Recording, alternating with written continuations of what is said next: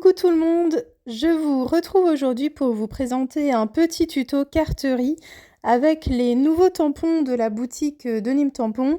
Donc je sais pas si vous avez eu le temps de les découvrir, mais j'aime beaucoup les nouveautés. Notamment, vous retrouvez une tête de chien, une tête de chat fleurie. Et je trouve que c'est hyper original et le rendu, vraiment, je suis hyper fan.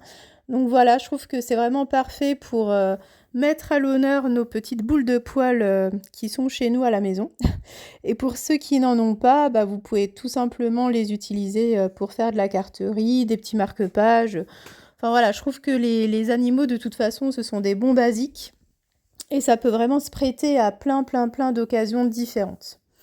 Donc là, je vais vous présenter un petit tuto très rapide pour faire une carte, voilà, avec l'un des nouveaux tampons. Donc là, j'ai opté pour la tête de chien.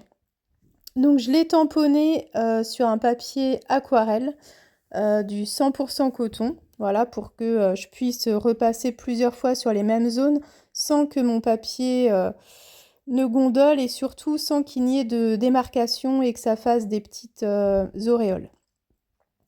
Donc là, je ne sais pas si vous m'avez vu faire au début, donc je suis partie sur un jus très dilué dans des teintes un petit peu de beige.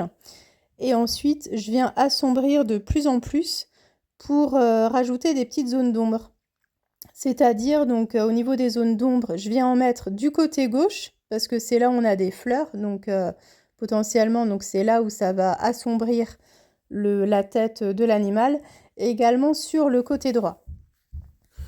Une fois que je pense avoir fini, donc je m'attaque ensuite aux oreilles. Donc là, je vais vraiment partir sur un rose très clair, vraiment un rose qui se rapproche un petit peu de la couleur peau.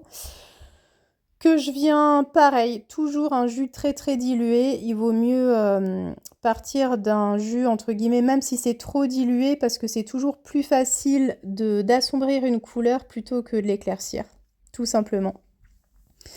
Ce qui est bien important aussi de faire, c'est d'attendre que chaque couleur ait bien séché avant d'attaquer une zone qui est en contact d'une autre. Sinon, sinon vous pourrez avoir des petits transferts de couleurs qui vont se faire. Donc ça peut être un petit peu gênant. Alors pour la rose, donc là, alors c'est un motif, c'est pas forcément simple. Surtout, plus le motif est petit, plus c'est un petit peu compliqué. Donc là, ce que j'ai fait, c'est que je suis partie sur un jus, donc toujours très dilué. J'ai voulu rester dans des teintes un petit peu de rose, mais je suis partie sur un rose un petit peu plus fleuri que le rose des oreilles. Ensuite, avec mon pinceau, là, ce qui était très important, c'est que je voulais pas que la couleur fuse de trop pour qu'elle puisse rester vraiment à la base des pétales. Donc là, ce qu'il faut faire, c'est vraiment mettre le pinceau sur un petit chiffon propre ou sur une petite feuille de sopalin, histoire qu'il n'y ait presque pas d'eau, en fait. Comme ça, quand vous allez prendre du pigment qui est presque pur, et bien finalement, ça va vraiment rester à l'endroit où vous allez appliquer le pinceau. Donc c'est ce que vous retrouvez du coup sur la fleur. Au niveau des feuillages, voilà, là je suis restée, rien de très original, hein, je suis vraiment restée dans les petites couleurs vertes. J'avais envie d'une carte un petit peu printanière. Donc là, je suis restée sur un beau vert comme ce qu'on peut retrouver de par chez nous à l'extérieur. Donc là aussi, je suis venue assombrir la base de chacune de mes feuilles, donc toujours en rajoutant un petit peu plus de pigment et puis en évitant de mettre trop d'eau aussi. Et puis pour la petite fleur du dessous, je suis restée dans les mêmes teintes que pour l'oreille, tout simplement. Donc voilà un petit peu mon process de colorisation de ce superbe chien.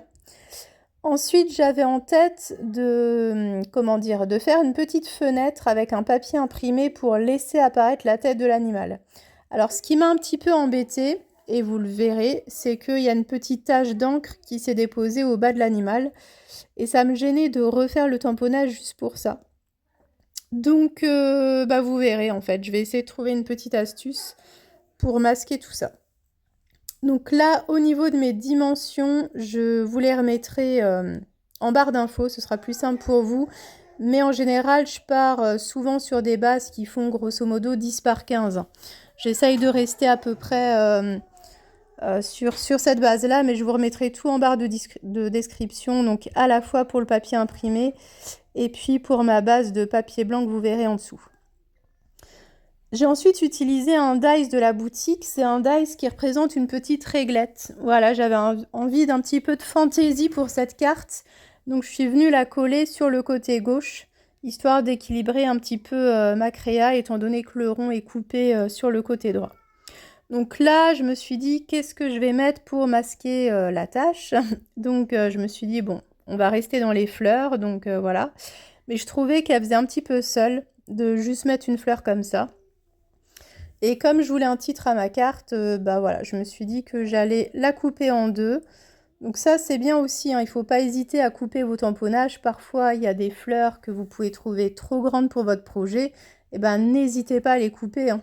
Vraiment, je veux dire, c'est pas parce que le tamponnage est fait de cette manière-là que vous ne pouvez pas y toucher, hein.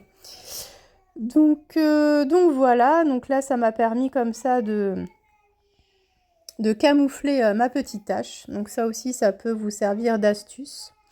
Parce que voilà, on n'est jamais à l'abri d'un petit accident. Donc là, je vais laisser un bord blanc de à peu près... En général, je rajoute 3 mm de plus sur chacun de mes côtés. Comme ça fait à peu près 1,5 mm. Il y a juste là où le côté où il y a ma fenêtre, je voulais vraiment le coller. Enfin, vraiment qu'il soit à ras de ma page. Comme ça, c'est comme si on avait coupé directement dans le papier. Donc, je trouvais que ça faisait mieux comme ça. Donc voilà pour cette petite carte. Bah écoutez, j'espère que le résultat vous plaira. Je vous laisse regarder la suite en musique. Vous verrez, je rajoute pas grand chose.